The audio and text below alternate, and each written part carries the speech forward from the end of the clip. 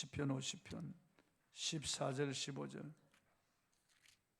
합독하겠습니다. 시편 50편 14절 15절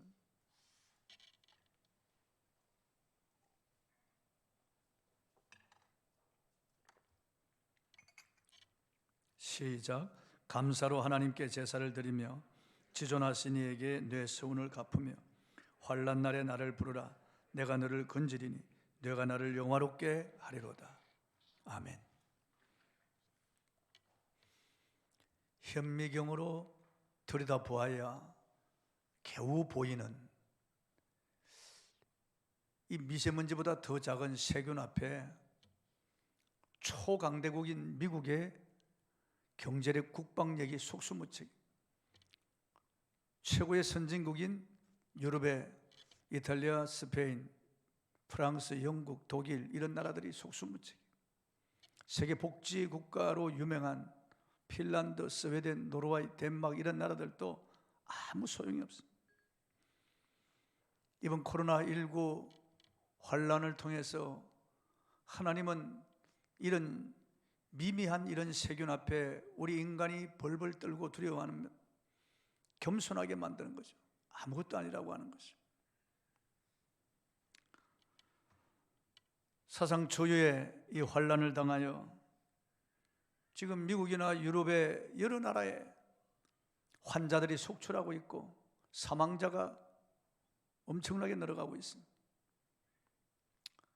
그래서 화장도 매장도 미치 못해서 그냥 운동시설이나 아니면 냉동고, 냉장차에다가 시신을 넣어주는 이런 비참한 일, 사람이 죽어도 가족들이 임종을 지켜보지 못하고 장례식도 치르지 못하는 이런 일이 일어나고 있습니다. 제가 아는 노 목사님 두 분도 미국에서 돌아가셨는데 지금 장례식을 2주 동안 연기하고 있습니다. 기가 막힌 일이죠. 이제 경제학자들 그리고 미래학자들은 1930년대에 일어난 미국의 경제공황 그리고 세계 대경제공황보다도 더 어려운 그런 후폭풍이 기다리고 있다고 그렇게 예측하고 있습니다.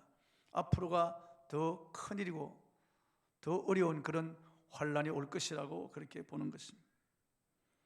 많은 나라들이 지금 자국의 문을 닫았습니다. 다른 나라로 여행할 수 없게 되었습니다. 이로 인하여 항공업계와 여행업계가 도산할 지경에 이르렀습니다. 사람들과의 거리두기를 실천함으로써 많은 직장이나 사업장의 문들이 닫히고 여러 나라의 공장 가동이 중단되고 무역이 중단되고 있습니다. 실직자가 날로 늘어나고 있습니다. 미국에만 수천만 명의 실업자가 늘어났습니다. 최악의 경제 위기를 겪고 있습니다. 세계 유수한 경제학자들이 오래 갈 것이라고 내다보고 있고 후유증이 클 것이라고 보고 있습니다. 이로 인해서 많은 사람들이 정신적인 혼란과 낙담과 우울증을 앓고 있습니다. 어제 보니까 한 자매가 자살했더라고요. 안개와 같은 이런 공포가 사람들을 짓누르고 있습니다. 이럴 때 우리 그리스도인들은 어떤 자세를 가져야 될까요? 이 사태를 어떻게 내다보고 어떻게 대처해야 할까요? 성경은 이렇게 말씀하고 있습니다. 항상 기뻐하라, 쉬지 말고 기도하라, 범사에 감사하라. 이는 그리스도 예수 안에서 너희를 향하신 하나님의 뜻이니라. 범사는 모든 일을 말하는 거죠. 코로나19 아니라 이보다 더 무서운 그런 환란이 와도 감사하라는 거예요. 감사하는 거예요. 왜냐하면 환란을 통해서 하나님이 하시는 일이 있거든요. 우리는 그것을 깨닫고 하나님께 감사해야 됩니다. 환란을 긍정적인 눈으로 바라봐야 되겠습니다. 로마서 8장 28절 하나님을 사랑하는 자 그 뜻대로 부르심을 입은 자들에게는 모든 것이 합력하여 선을 이룬다고 말했어요. 여기 모든 것은 이런 우한 코로나19도 들어가는 것이에요. 범사는 이 코로나19 사태도 들어가는 거예요. 우리나라 사람들이 느끼는 행복감과 생활 만족도는 OECD 국가 가운데 가장 낮습니다. 사회 각계각층의 불평과 불만이 너무 많습니다. 이처럼 행복감도 없고 불행하다고 느끼는 것은 매사를 부정적인 눈으로 바라보고 부정적으로 해석하기 때문에 그렇습니다. 이번 코로나19를 당하여서 미국이나 유럽의 저런 경제력, 저런 과학적인 저런 시스템이 아무 소용이 없게 되었다. 우리나라의 의료보험 제도와 이 의료시설이나 의료 시스템이 얼마나 좋은가 하는 것을 이번에 보게 되었습니다. 세계 여러 나라가 우리나라 이 방역 시스템을 부러워합니다. 아주 방역의 모범 국가로 그렇게 칭찬하고 있고, 우리나라 이 진단 키트를 구입하기 위해서 여러 나라에서 손을 벌리고 있습니다. 그리고 우리나라 이 방역 체제를 도입하기 위해서 지금 준비하고 있다. 그러니까 얼마나 놀랍습니까? 이런 데 감사해야 되겠습니다. 얼마 전 뉴스를 보니까 우리나라의 병상수가, 병원의 병상수가 독일에 이어서 세계 두 번째더라고요. 1000명당 병상수가 이렇게, 우리나라가 이렇게 좋은 나라인 것을 몰랐다는 거예요. 환란을 통해서 우리가 감사할 조건을 찾게 되었습니다. 코로나19 환란을 통해서 미세먼지나 황사가 사라졌습니다. 해마다 2월에서 5월까지 우리 스마트폰에 삑삑하고 경보음이 울리는데 미세먼지 경보음이에요. 근데 그건 올해는 한 번도 들을 수가 없습니다. 중국의 저 해안가 연안에 있는 저런 공장들 다 문을 닫아서 굴뚝에 매연을 뿜어내지 않고, 중국에 차들이 많이 다니지 않기 때문에 그 매년 그 황사가 우리나라로 덮쳐오지 않아요. 이번에 코로나19 환란을 통해서 얼마나 공기가 깨끗해졌는지 알 수 없습니다. 사실은 코로나19 이 환란으로 죽는 숫자보다도 미세먼지로 죽는 숫자가 훨씬 더 많습니다. 우린 그걸 몰랐다 이거예요. 근래 인도에서 수천 킬로미터 떨어진 네팔의 산맥이 선명하게 보였습니다. 인도에서 수십 년 살아온 노인들도 이런 장면은 처음 본다고 말합니다. 뉴델리는 연간 스모그로 꽉 들어차 있고 푸른 하늘을 볼 수 없었다는 거예요. 8년 만에 뉴델리 하늘에 푸른 하늘이 나타났다고 사람들이 놀라워하고 있습니다. 이탈리아 베니스의 그 배들이 다니는 그 바다의 그 길에 기름띠가 잔뜩 있었는데 그게 사라졌어요. 그리고 바다 밑이 다 보이고 물개들이 와서, 그리고 또 돌고래가 와서 그게 노는 장면이 포착된 놀라운 일이에요. 미국이나 유럽의 마을 거리에 그 산에 있는 동물들이 내려와서 거리를 어슬렁거리고 다니는 겁니다. 왜냐하면 사람들이 안 다니니까 이게 무슨 일인가 하고 동물들이 내려와서 그거 구경하는 거예요. 너무 조용하고 사람들이 없으니까 얘들이 내려와가지고 다니는 거예요.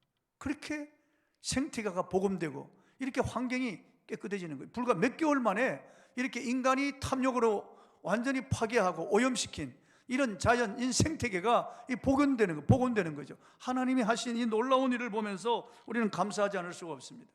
밥 문화가 사라지고 있습니다. 술 문화가 줄어들고 있습니다. 남자들이 일찍 집에 들어가 가족들과 시간을 보냅니다. 사람들이 쾌락 문화보다 자기 인생을 돌아보는 그런 시간을 가지게 되었습니다. 물론 코로나19 바이러스가 지구촌 모든 사람들에게 고통을 주고 있는 것은 사실입니다. 하지만 이로 인하여 발생되는 여러 긍정적인 효과들을 바라보면서 우리가 감사하지 않을 수가 없습니다. 어떤 고난을 당하더라도 그 고난에는 의미가 없는 고난이 없습니다. 하나님이 우리에게 고난을 주시면 본심이 아니라고 성경은 말씀하고 있어요. 고난 당하는 것이 내게 유익이라. 고난 당하기 전에는 내가 그릇 행하였더니 고난을 당함으로 주의 율례와 법도를 배우게 되었나이다. 이렇게 성경은 말씀하고 있습니다. 그러므로 이런 코로나19 환란을 통해서 우리가 하나님 앞에 감사하지 않을 수가 없습니다. 유명한 공충학자인 찰스 코어만은 1년간 애벌레가 나비가 되는 과정을 관찰한 후에 이렇게 말했습니다. 애벌레가 나비가 되기 위해 고치 구멍을 뚫고 나오는 광경을 오랫동안 관찰했다. 나비는 작은 고치 구멍을 뚫고 나오기 위해 몸부림을 치고 있었다. 나는 긴 시간 애를 쓰고 있는 나비가 안쓰러워 가위를 가지고 고치 구멍을 조금 뚫어주었다. 이제 나비가 화려한 날개를 펼치면서 창공을 날아다니겠지 하고 기대하고 있었는데 나비는 날개를 질질 끌며 바닥을 왔다 갔다 하다가 죽어버렸다. 나비는 땅을 박차고 하늘을 향해 날아오를 만한 힘을 갖지 못했던 것이다. 나비는 작은 고치 구멍을 빠져나오려 애쓰는 가운데 날개에 힘을 키우게 되어 있는데 내 값싼 동정이 그 기회를 없애버린 것이다. 그렇게 말했습니다. 옳은 말입니다. 이와 같이 애벌레가 나비가 되는데 반드시 고난의 과정을 거쳐야만 힘을 얻어 나비가 되는 것처럼 우리들의 경우에도 환난과 재앙이 당장 당할 때는 고통스럽고 괴롭지만은 그러나 이것들이 우리를 유익하게 할 때가 많습니다. 코로나19 이 환난을 통해서 우리 믿는 사람들은 하나님께로 더 가까이 나아가게 되고, 믿지 않는 불신자는 하나님을 생각하고 하나님께로 돌이킬 수 있는 좋은 기회가 되기 때문에 우리는 감사할 수 있는 것입니다. 이번 코로나19 확산으로 인해서 유럽의 모든 교회당 문을 닫고 온라인으로 예배를 드리고, 미국에도 지금 전체 교회당 문을 닫고 온라인으로 예배를 드리고 있습니다. 왜냐하면 코로나가 창궐하기 때문에 그렇습니다.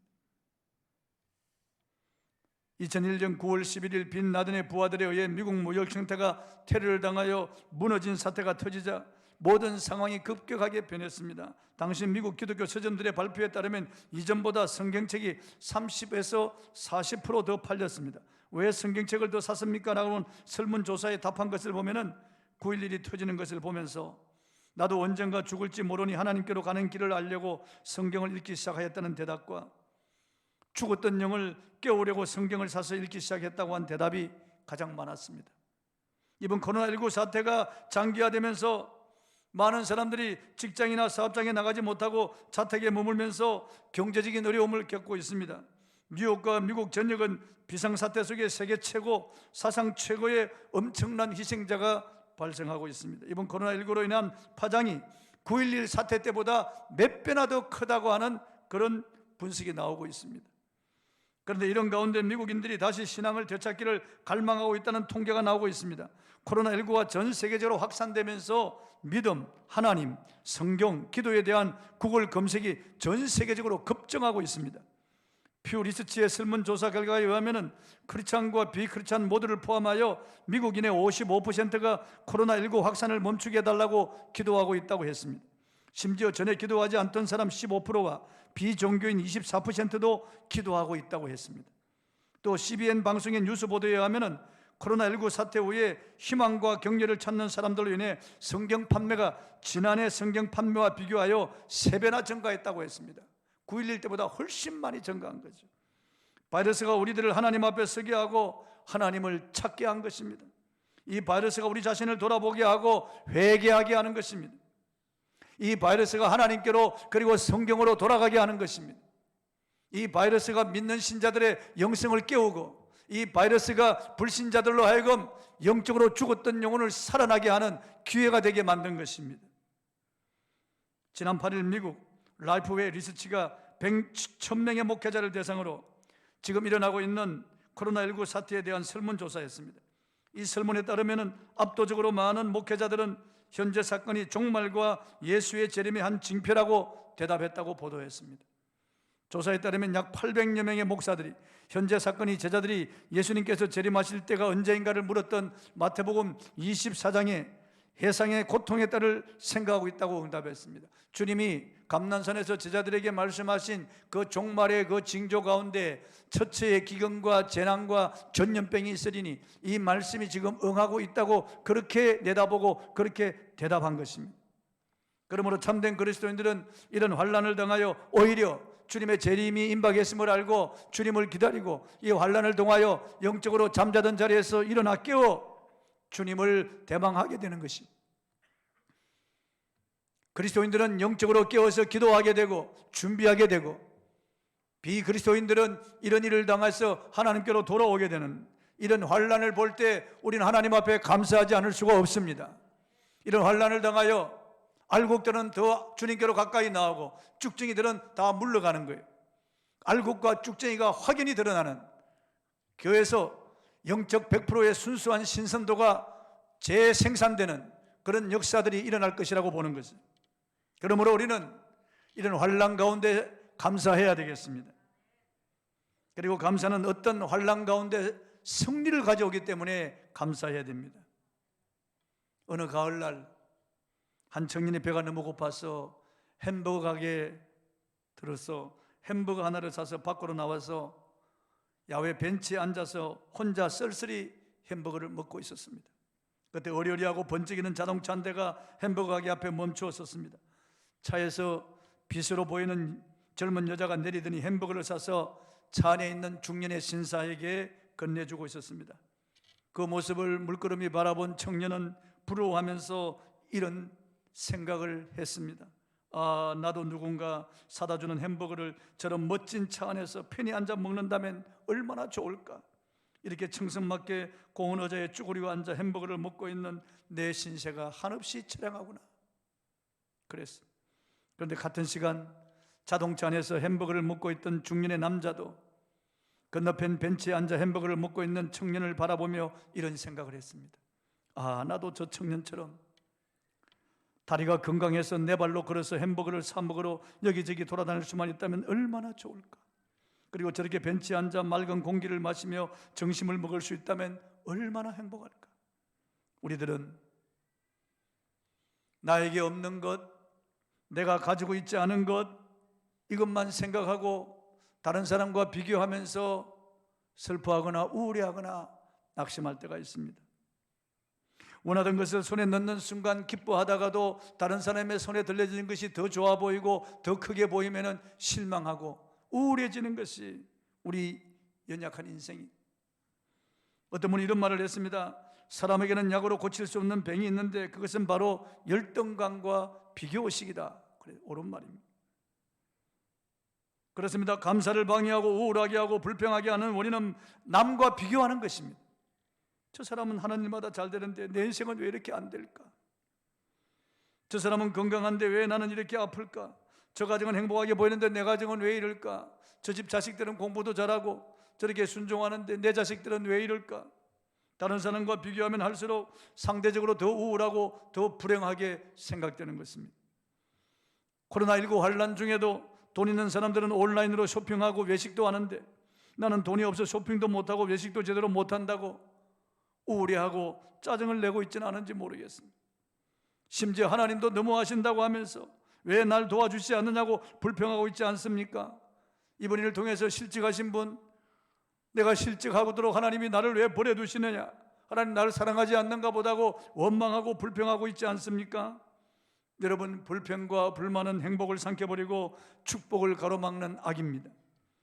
성경 민수기 21장에 보면 이스라엘 백성들이 에돔 땅을 우회하다가 길이 험하다고 고단하다고 하나님과 모세를 원망하다가 불병을 만나 불병에 물려 고통당하고 죽어간 기록이 있습니다.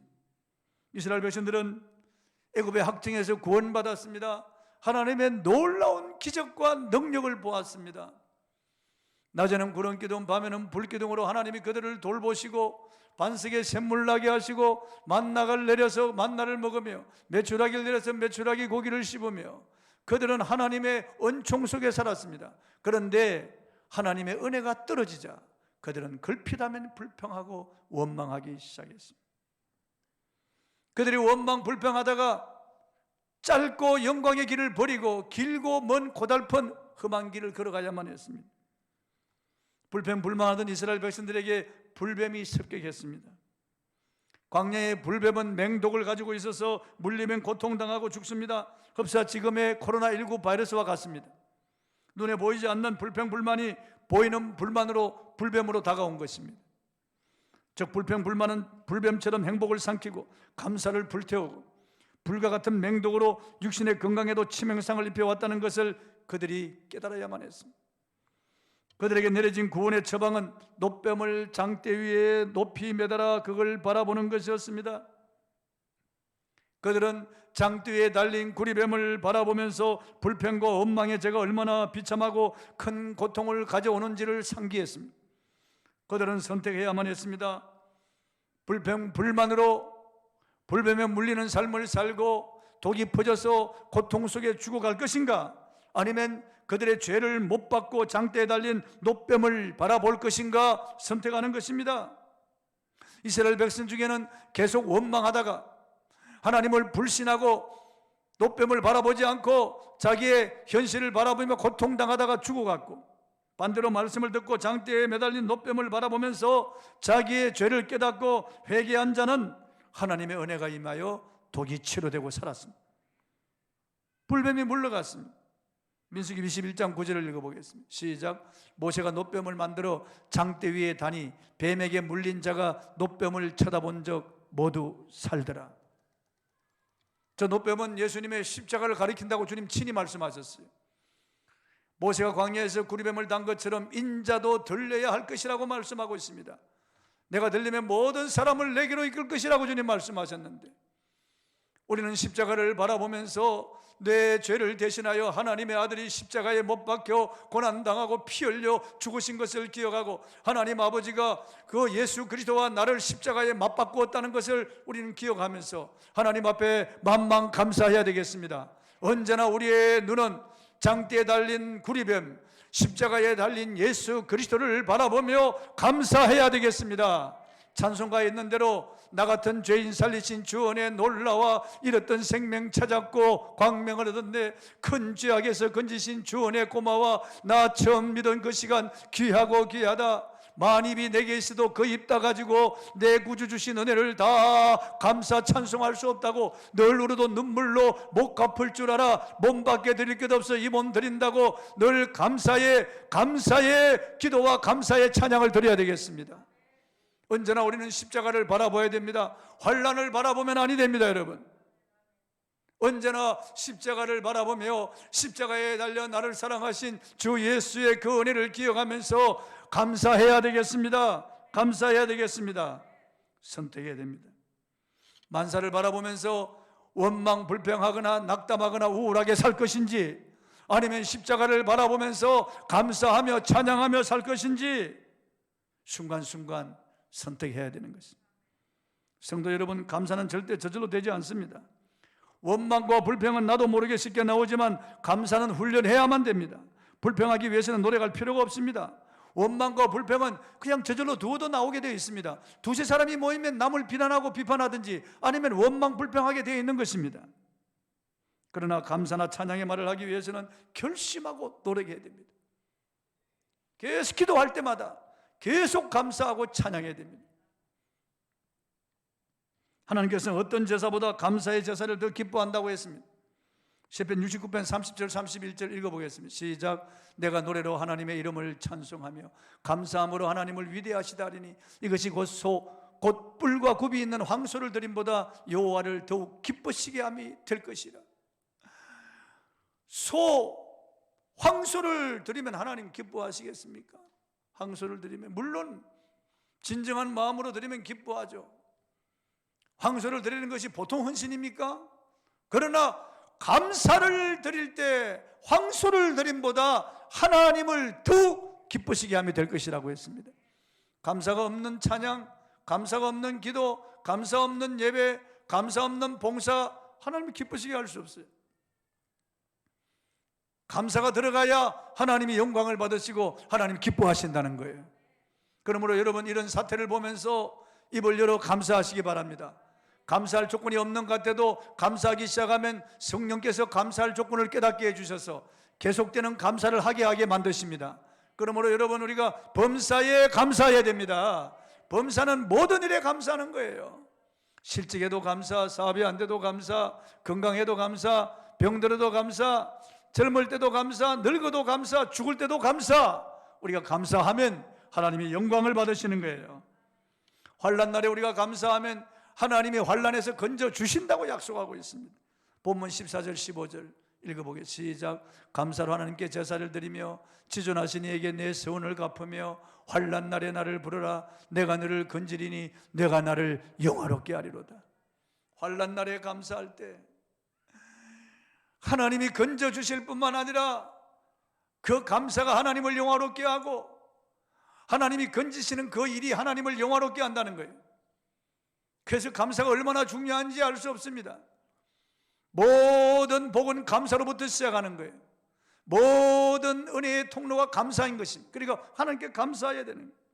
시편 50편 23절을 읽어보겠습니다. 시작. 감사로 제사를 드린 자가 나를 영화롭게 하나니 그의 행위를 옳게 하는 자에게 내가 하나님의 구원을 보리라. 어떤 것이 그 행위가 옳은 행위입니까? 감사로 제사를 드리는 거예요. 그게 옳은 행위예요. 그리고 하나님의 구원을 보인다는 거예요, 그런 사람에게. 그리고 감사로 제사를 드리는 자, 하나님을 영화롭게 한다는 거예요. 그 행위가 옳게 하는 자, 그 행위를 옳게 하는 자, 그것이. 그러므로 여러분, 감사하시기 바랍니다. 감사하셔야 돼요.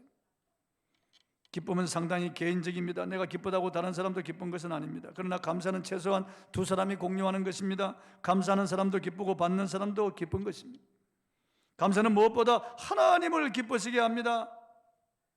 인생이 창조된 목적이 무엇입니까? 소요리 문답 1문에 사람의 제일 되는 목적이 무엇이뇨? 물었습니다. 그 답이 무엇이냐면은 하나님을 영화롭게 하고 영원토록 그를 즐거워하는 것이라고 했습니다. 어떻게 하나님을 즐거워하고 하나님을 기쁘시게 할 수 있습니까? 감사예요. 감사가 하나님을 기쁘시게 하고, 감사가 하나님을 영화롭게 하고, 감사가 하나님을 즐거워하게 하는 거예요. 감사가 우리 인생의 창조 제일 목적이에요. 감사 없는 인생은 종교인이에요. 빈껍데기예요. 형식이에요. 의식에 불과한 것이에요. 오늘 예배드리는 여러분, 감사가 회복되길 바랍니다. 다시 입을 열어 감사하시기 바랍니다. 하나님 앞에 내 마음은 답답하고 슬프고 괴로울지라도 입을 열어 감사하기 시작하면 우수사례가 물러가는 거예요. 어둠의 영이 떠나가는 거예요.